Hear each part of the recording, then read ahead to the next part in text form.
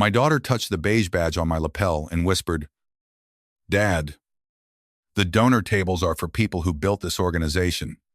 Please stay with catering." I sat behind a black curtain beside the servers while 600 guests applauded the gala she directed. Then Mayor Elena Brooks crossed the stage, pulled a velvet cord, and uncovered a 12-foot portrait of my face. Avery's champagne glass stopped halfway to her mouth. Her husband, Grant, stared at the painted red ledger beneath my hand, the same ledger he had ordered removed from the lobby exhibit. The mayor had come to honor a history they had erased. I had come only to support my daughter. But a contract waiting for her board could turn her humiliation of me into something far more costly for the whole city. If your child hid you to protect an image, would you leave quietly or stay for the truth? Tell me below. And subscribe for stories where dignity is never decided by the table someone gives you. The Foundry Arts Hall had once been exactly what its name suggested. In 1994. It was a roofless brick shell on the south side of Fort Wayne, Indiana. Rain ran through broken windows above rusted presses. The city planned to fence it until demolition money became available. I was 37, a union carpenter with 2 good knees. My wife, Ruth, taught music at a school with a condemned auditorium. She saw the foundry and heard an orchestra. I saw sagging trusses and a bill no neighborhood could afford. We began with 23 volunteers and 1 Saturday permit. By summer's end, 412 people had signed in. Tradespeople donated weekends. Teenagers scraped paint. And a hardware store extended credit after I guaranteed the first order against our house. Ruth recorded every name, hour, receipt, and promise in a red cloth ledger. She said memory became ownership too easily unless ordinary people wrote down what they had given. The city approved a public use agreement. The nonprofit could not transfer control to a related business without disclosure, independent review, and city consent. Ruth and I cared most that local children would have access whether their parents could buy a ticket or not. When the first studio opened, the council offered to put my name above the entrance. I refused. There had been 412 names in Ruth's ledger. Mine did not deserve letters 6 feet tall. For 30 years, Foundry Hall hosted school plays, dance class, veterans choirs, ceramics, workshops, and winter meals. When shelters overflowed, I repaired doors and scenery long after my paid construction work ended. Most people knew me as Eli from the shop. At 68, I lived in the same narrow house. Arthritis thickened my fingers, and an old roofing fall left my right hip stiff. 3 afternoons a week, I volunteered in the scene shop. I also restored damaged picture frames for neighborhood galleries. Ruth had been gone 6 years. Our daughter, Avery, was 38, and the executive director of the Foundry Arts Alliance. She had grown up beneath the old trusses while we worked. As a child, she painted stars on scenery flats and slept on folded curtains during late rehearsals. She also remembered the things the building had taken. I missed her 8th grade solo because a section of temporary roofing tore loose during a storm. I arrived after the auditorium emptied, still wearing a safety harness. Ruth recorded the concert, but Avery never asked to watch it with me. Years later, she said, "Foundry Hall got the version of you everyone admired. I got whatever was left." She was not entirely wrong. I apologized without defending the roof. Apologies did not return the empty seat. Avery studied nonprofit administration and came home determined to make the organization professional. She expanded the board and raised enough money to renovate 2 studios. I told her she was talented. Her husband, Grant Monroe, was a redevelopment consultant and the foundation's unpaid strategic advisor.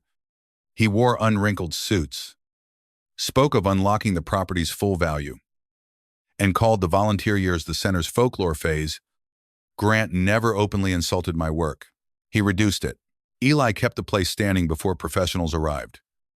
He would say, as though I had held a broom while adults built an institution, the 30th anniversary gala aimed to raise $2 million for an education wing. The mayor's office requested a civic recognition segment. Grant hired a production company and renamed the evening the Foundry Future. My invitation arrived by email, no printed card, no guest. Avery called the next morning. It is black tie. Dad, I still have the tux from your wedding. That was 9 years ago. The buttons remain loyal. She did not laugh. Please use the east entrance. Security is routing volunteers there. Am I volunteering? You always help when you come. I heard Ruth's voice in my memory ask the second question. Where am I seated? They are finalizing the chart. 2 days before the gala, I went to the scene shop to repair a cracked frame for the lobby exhibit. The exhibit celebrated Foundry Hall's first 30 years. Photographs covered one long wall, but the captions surprised me. The earliest image showed neighbors lifting a roof truss beneath the caption, Voss Development launches the Foundry Renewal Initiative. 1995. Charles Voss had donated concrete. He had been generous. He had not launched anything. The glass case beneath the photograph had a rectangular empty space in its velvet lining. That space had been measured for Ruth's red ledger. I asked the young archivist, Donna Pike, whether the ledger was being cleaned. She looked toward Grant's office before answering, Mr. Monroe said the handwritten material made the exhibit feel amateur. Where is it? He checked it out of the archive. When, 3 weeks ago, Grant entered the lobby carrying Gala floor plans. Eli. Perfect timing. We need someone to tighten the temporary display wall. I looked at the false caption, then at the empty velvet. Where is Ruth's ledger? He kept walking. Safe storage. Tomorrow is about the future. Avery followed him with 2 board members. She saw me standing by the empty case. For half a second, she looked like the girl waiting beside an auditorium piano while my chair stayed empty. Then her expression closed. Dad, please do not make the gala about old arguments. I put the repaired frame on the work table. I asked about a book, and I am asking you to trust me. She handed me a garment bag and a small envelope.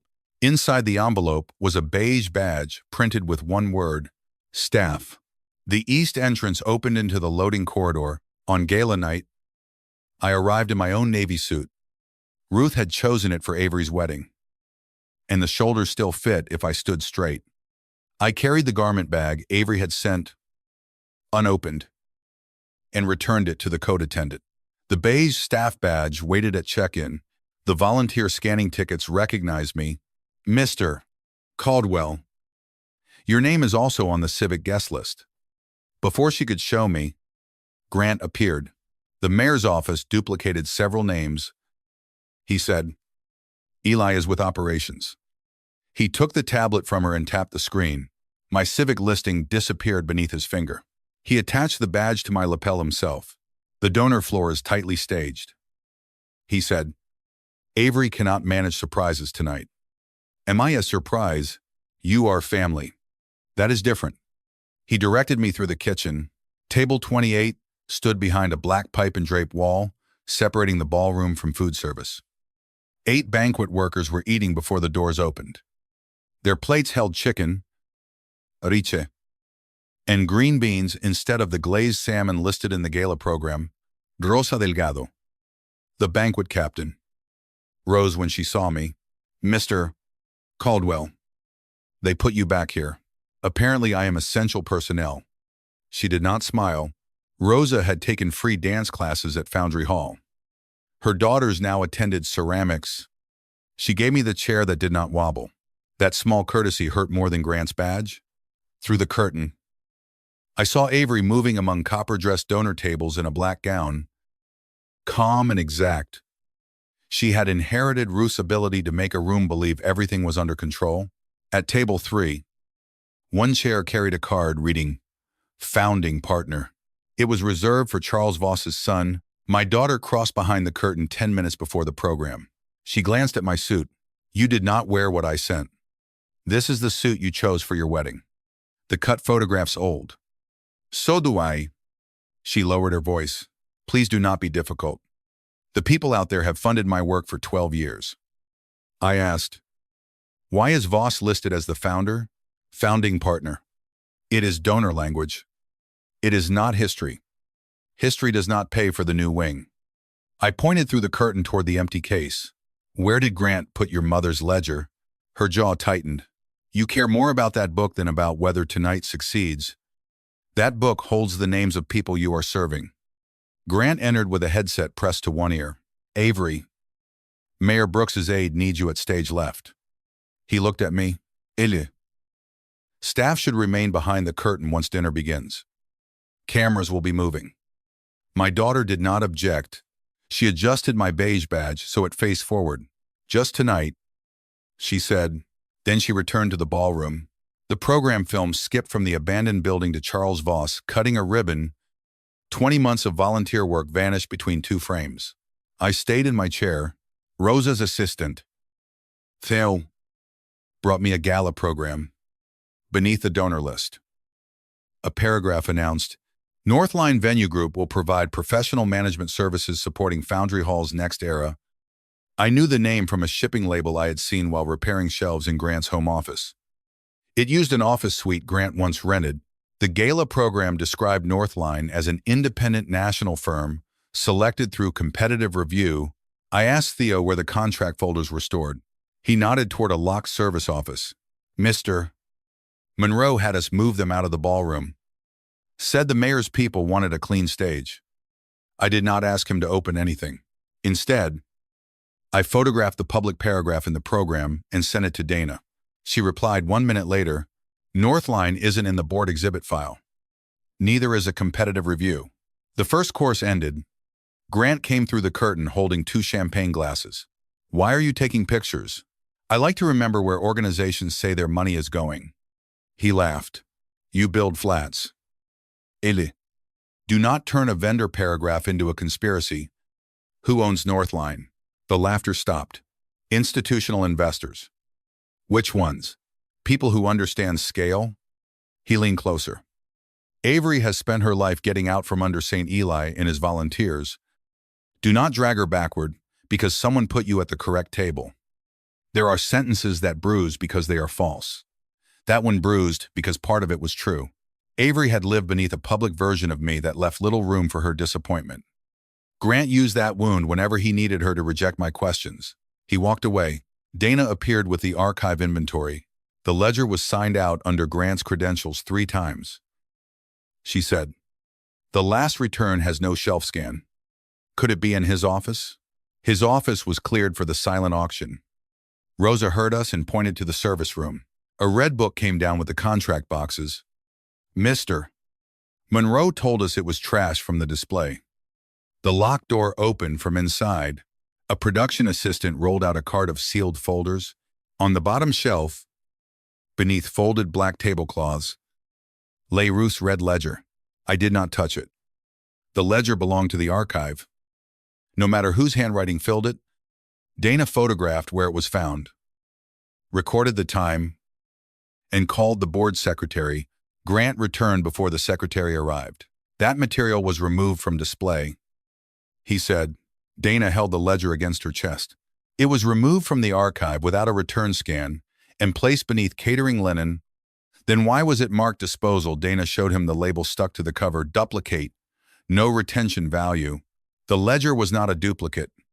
Ruth's thumbprint remained in a patch of blue paint on page 41. Grant reached for it. Dana stepped back. The board secretary is coming. He looked at me. You turned a filing mistake into a scene? No one in the ballroom knows? Keep it that way. Board Secretary Nadine Fowler arrived with the city's cultural affairs liaison. We opened the ledger in the service office under camera coverage. The ledger held volunteer names, donated materials, invoices, and Ruth's index to the resolution protecting community access. A brown envelope remained tucked inside the rear cover. It contained a certified copy of the 1995 city resolution. The resolution gave me no ownership or veto. It required disclosure and city review before assigning management control for longer than 5 years.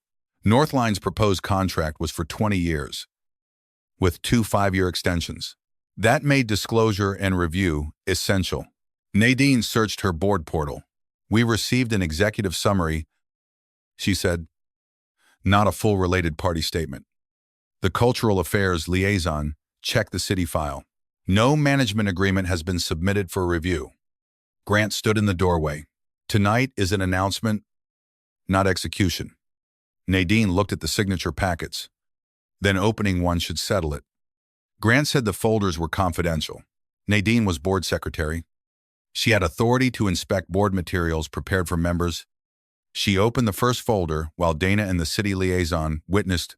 The written consent authorized the board chair and executive director to finalize the Northline agreement after the gala. Its related party disclosure box was checked, none known. Avery's electronic signature appeared beneath an executive certification. I felt no victory. I saw my daughter's name attached to a statement that could damage her career. Nadine asked Grant who had prepared the packet. Outside counsel. Which firm? He named one. The attorney on duty confirmed the firm had reviewed an earlier event services draft, not the written consent. 30-year term, or no conflict certification. Grant's irritation became calculation. Avery approved the language. He said, "Did she approve the disclosure?" Nadine asked. "Ask here." He left before anyone could stop him. Dana found Grant had scanned donor pages, but not city restrictions. His consulting account later uploaded the false Voss caption, "He needed the private founder story." I said. The city liaison nodded slowly. A publicly initiated project with a protected use agreement makes undisclosed private management harder to explain. It was still a theory. We needed to know who controlled Northline. Nadine asked the outside accountant for an immediate conflict check. I asked Dana to put the ledger in a secured archive cabinet, not back on public display until the review ended. But the portrait segment she began, I looked at her. What portrait? No one answered. Mayor's aide Lena Cho entered holding a gold program folder. She saw me and stopped. "Mr. Caldwell, we have been looking for you." Grant came up behind her. "Eli is assisting catering. I told your office he declined recognition." Lena turned. "Our office received an email from your address saying Mr. Caldwell would not attend. He avoids public attention." "I am standing here," I said. Lena asked me directly, "Did you decline?" No one asked me. Lena's expression became official. "The mayor's segment is a city program. It will proceed as approved." She handed me the gold folder. Inside was a rendering commissioned by the Public Arts Council. The artist had painted me in the old foundry, one hand on Ruth's ledger, with volunteers behind me. I had never sat for it. The artist used donated photographs.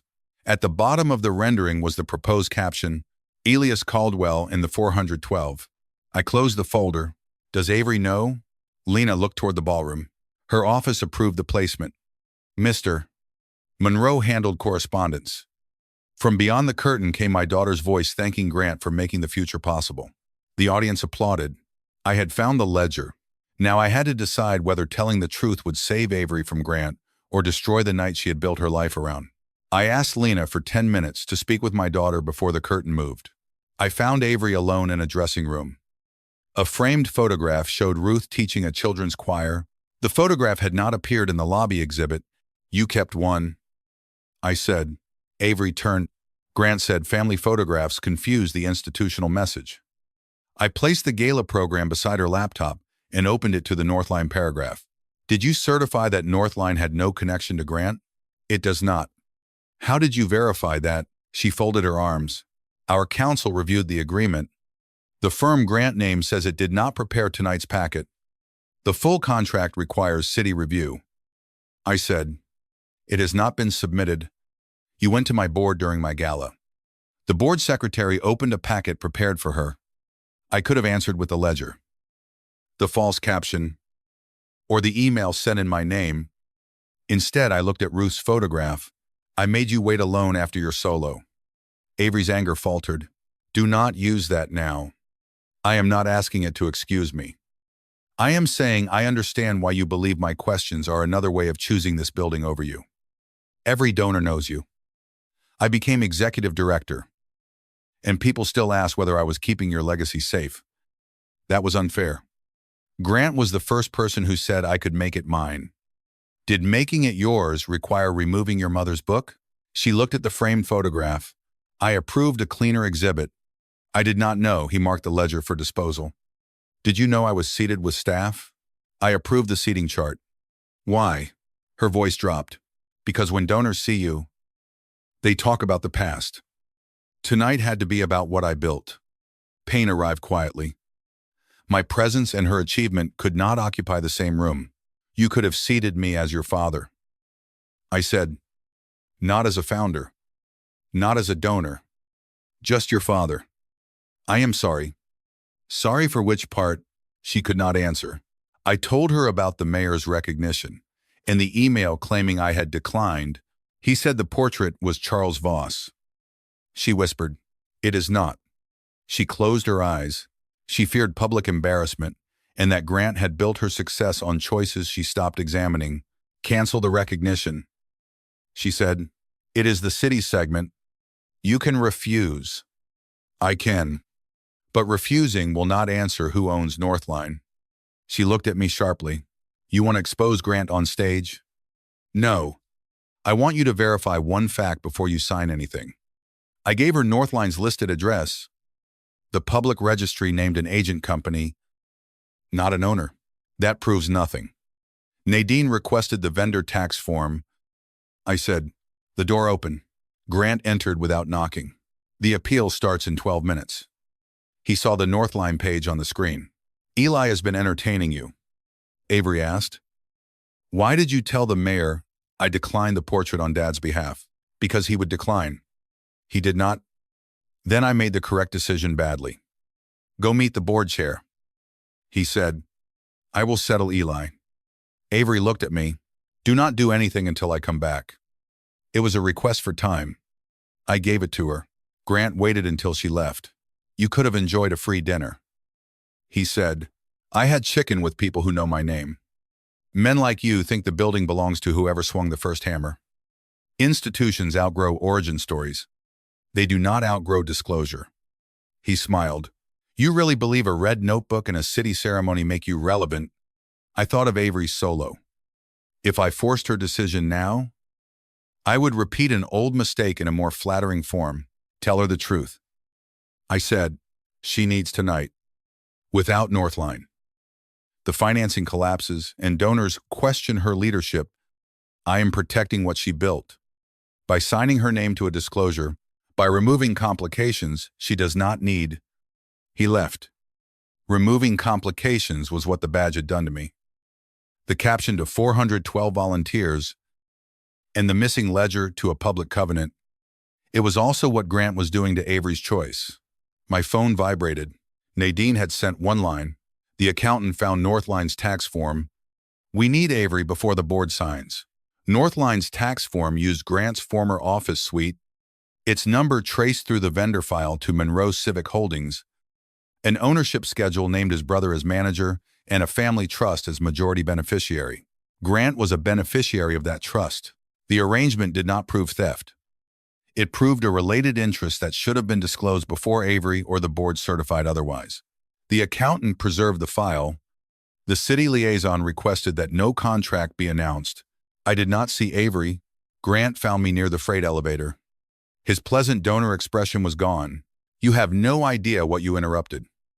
He said, a 30-year management agreement, a professionally structured operating partnership with your family company. His eyes narrowed. You found a tax form. The accountant did. Northline brings investors, booking systems, and tax credit expertise. Yes. My family has an interest. That is why I could secure favorable terms, then disclose it. To a board of music teachers and sentimental retirees, they would panic at the word related. Avery signed, none known. Avery signs what keeps the organization moving. Does she know about the 30-year term, I asked. She knows we need stability. Does she know Northline can raise rental rates? Premium events subsidize access. The contract lets Northline redefine which programs qualify for reduced rates. He looked surprised. I had read the summary Nadine was authorized to show. 40 years of specifications did not become useless because the paper said management instead of lumber. Grant recovered. You saw a clause without its operating schedule. Then show Avery the schedule. He moved closer. She does not need another old man handing her homework before the biggest speech of her career. She needs the choice. Choice. He almost laughed. You mortgaged her childhood to save this place. And now you want to lecture me about choice. That landed where he intended. I did not retreat from it. I made choices that hurt her. You are using those wounds to make choices for her. He glanced toward the ballroom doors. After tonight, the contract gives Northline authority to restructure programming and recommend board replacements. The city will approve once donors see the expansion money. Your ledger will return to storage. The old volunteers will get a plaque, and Avery will finally run an institution instead of a memorial to her father. It was not a confession to a crime. It was his purpose. The outcome justified hiding the root and the free children's programs, I asked. The contract preserves community access, at whose definition, Northline's operational discretion. So the children Ruth promised a place could be priced out by a company your trust profits from. Do not make this about Ruth. You put her ledger under tablecloths. Because Avery cannot lead while every hallway worships the people who came before her. Footsteps approached. Avery appeared with Nadine and the foundation's board chair. Dr. Simone Webb. She had heard only the last sentence. What did you put under tablecloths? She asked. Grant turned smoothly. An archive item was moved during installation. Dana arrived carrying a printed custody report. It was marked for disposal under your archive login. Grant looked at Avery. This is administrative theater. We have 600 guests waiting. Nadine handed Avery the ownership schedule. She read the first page. Then the second. Her face lost color. Your family trust owns Northline. A beneficial interest. I do not control daily operations. You check none known. The disclosure asks about direct control. Nadine pointed to the line beneath it. It asks about direct or indirect financial benefit. Grant addressed Dr. Webb. The board can correct a technical omission after the gala. If Avery cancels the announcement now, we lose the lead donor. Dr. Webb said, no one is announcing this contract. Grant looked at Avery. Not the chair. Tell them. For years, he had trained the room to wait for her agreement after his certainty. Avery stared at the signature printed beneath the false certification. Did you attach my electronic signature? You authorized the packet. I authorized the expansion appeal and a 5-year event services draft. The term changed during financing. You changed it from 5 years to 30. Because professionals think beyond one grant cycle, she removed the executive access card from her wrist and gave it to Nadine. Freeze my signing authority until council reviews every version. Grant's voice sharpened. Avery, do not perform guilt because your father found an audience. She looked at my beige badge. My father did not seat himself behind catering. It was the first time that evening she named her own action without blaming him. The mayor's introduction music began. Lena Cho appeared at the ballroom door. We are live in 90 seconds. Dr. Webb told Avery she could remain backstage while the board handled the review. Avery picked up the written consent folder. No, my name is on this. I will correct it. Grant blocked her path. If you walk on stage with that folder, you end your career. She did not ask me what to do. She walked around him. The ballroom lights dimmed. And Mayor Elena Brooks stepped toward the covered portrait. From behind the service curtain, I heard Mayor Brooks describe Foundry Hall as a promise made before most of the evening's donors knew the building existed. When the staff cleared the dessert carts, I followed Lena to stage left. Avery stood near the podium with the contract folder against her chest. Grant remained 10 feet behind her, speaking urgently to Dr. Webb. The board chair did not move. Mayor Brooks addressed the audience. Institutions often polish their histories until only wealthy names remain. Tonight, the city of Fort Wayne is returning 412 names to the wall.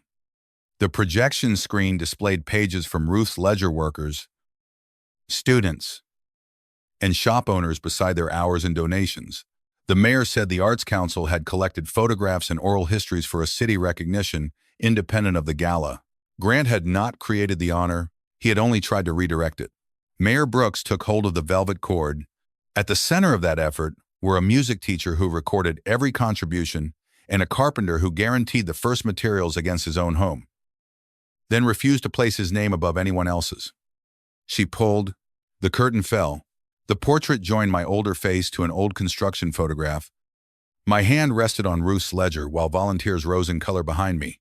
Across the bottom, in smaller letters than my name, were the words, and the 412. For one breath, the ballroom was silent. Rosa began clapping from the service aisle.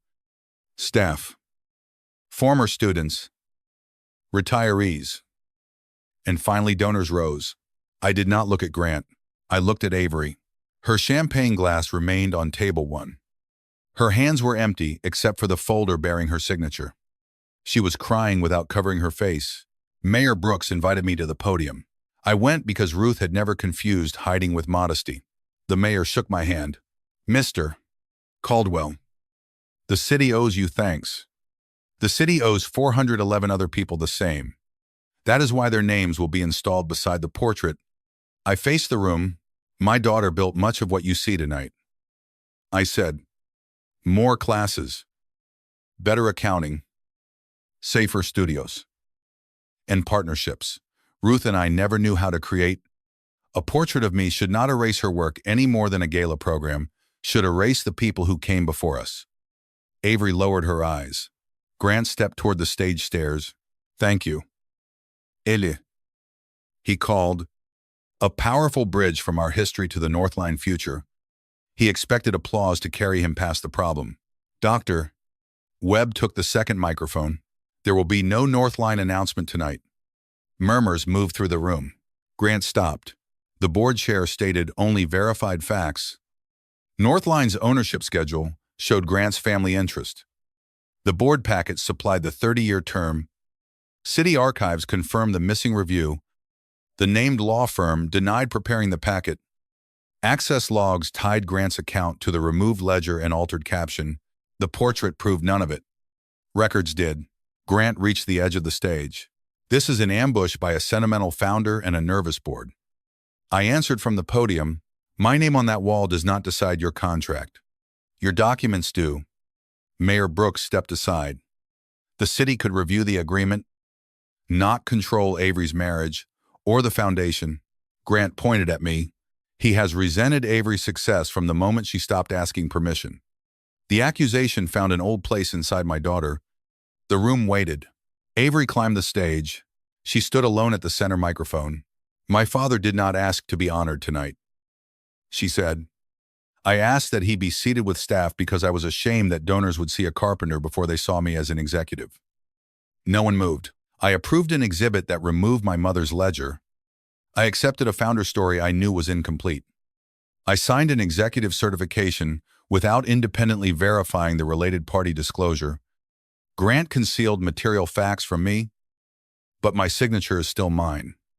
Grant said her name in warning. She continued, I withdraw my recommendation of the Northline agreement. I request an independent forensic review of all vendor contracts connected to Grant Monroe. Monroe Civic Holdings, or Northline Venue Group, until the board completes that review.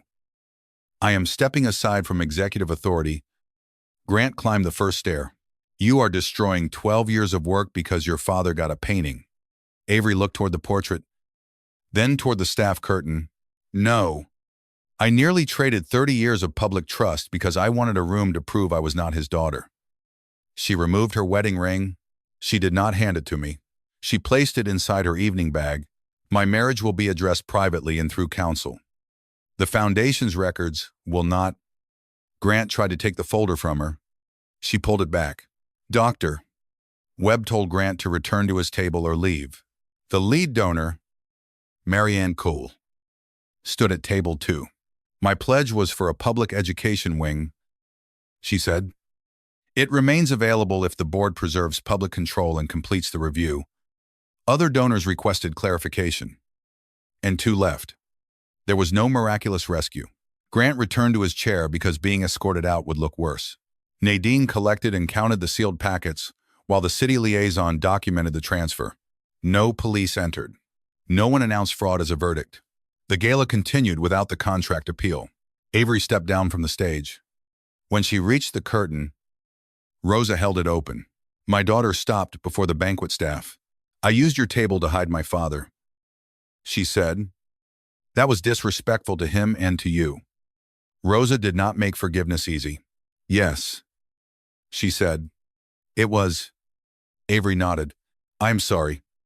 Then remember who makes your rooms work. I will. Rosa returned to dessert service. The moment ended without a hug. I found my beige badge on the podium where it had fallen. Avery watched me pick it up.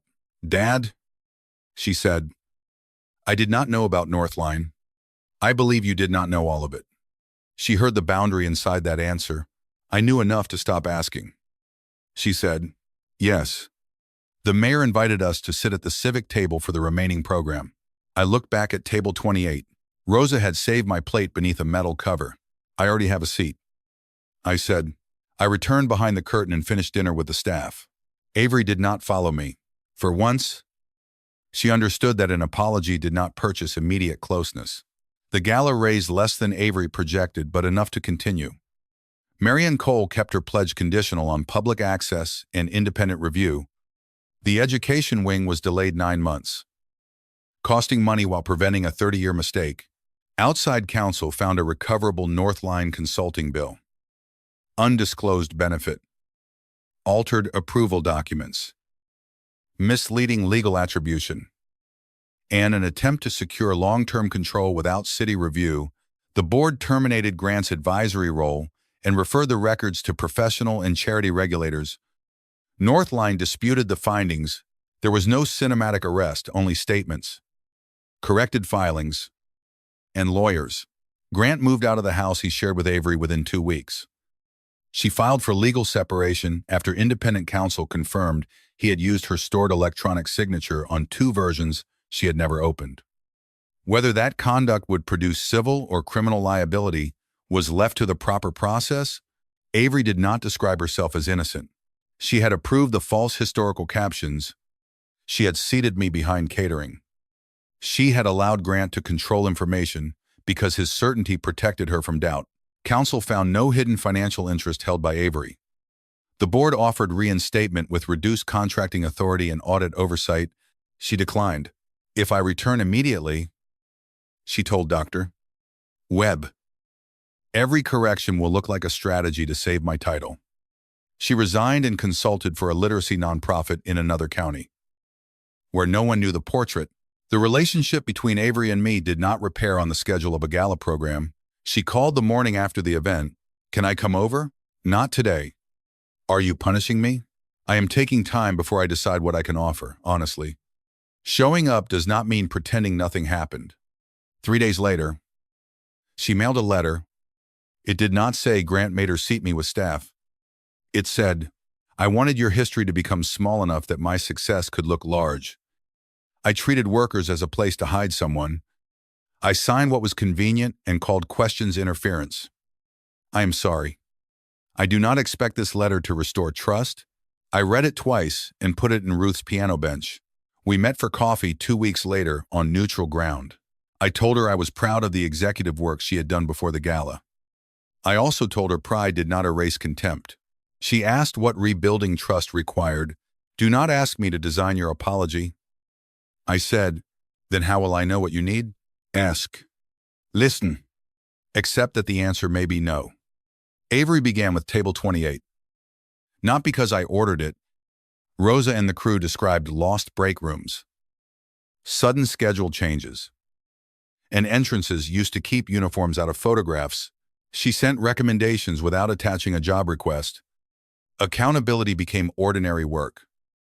Not one public apology. Dana restored the red ledger to the lobby in a climate-controlled case. Beside it, the city installed the corrected 1,995 timeline and a digital index linking every volunteer name to available records. Voss Development remained in the exhibit as a major donor. Accurately described, the portrait arrived 3 months later.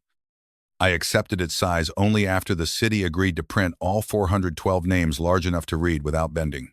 The city agreed. At the installation, I wore my work shirt. Avery stayed near the back and directed reporters to Dana and the volunteer families. Afterward, she waited until the lobby emptied. I used to think that portrait was everything I was fighting. She said, "What do you think now?" "It is one picture. The wall beside it is the truth." That sounded like Ruth. But some comparisons are gifts she had not yet asked for. Avery communicated with Grant only through counsel. Any future conversation depended on full disclosure, responsibility without excuses, and sustained respect for her decisions. Maybe the separation would become divorce. Maybe years would change, what months could not. She refused to make hope into a deadline. Foundry Hall's education wing eventually broke ground under a 7-year operating plan with annual public reporting. No private manager received control. Children's access requirements were written into the program budget rather than left as ceremonial language. I continued repairing scenery. My portrait watched from the lobby, which felt strange when I carried lumber beneath it. Teenagers sometimes asked whether the man in the painting was my father, something like that. I would say, 1 year after the gala, the foundation held a smaller community dinner. There were no hidden tables. Caterers, teaching artists, donors, students, and board members were mixed throughout the room. I received a printed place card at table 6, Elias Caldwell, founding volunteer. Before I sat, Avery approached. She had no title at the foundation and no husband beside her. She held a blank place card. Rosa said, "There is an open chair." She said, "May I sit here?" She was not asking whether the event staff had assigned her. She was asking me. I looked at the chair, then at my daughter. "You may sit." Relief crossed her face. "Does that mean we are all right?" "It means we are having dinner." She nodded and took the seat without asking for more. During dessert, a student choir sang the same song Avery had performed at her 8th grade concert. I knew because Ruth's recording still sat in the piano bench. This time, I was in the room. I did not watch the portrait. I watched my daughter listen. The beige staff badge from the gala remained in my desk at home. I kept it not as proof that Avery had once diminished me, but as a reminder that dignity had never left when my assigned seat changed. Recognition could correct a public record. Only consistent choices could repair a family. If someone you loved made you smaller to protect their image, what would they have to do before you shared a table again? Leave your boundary below and subscribe for more stories where respect is rebuilt through truth, time, and earned change.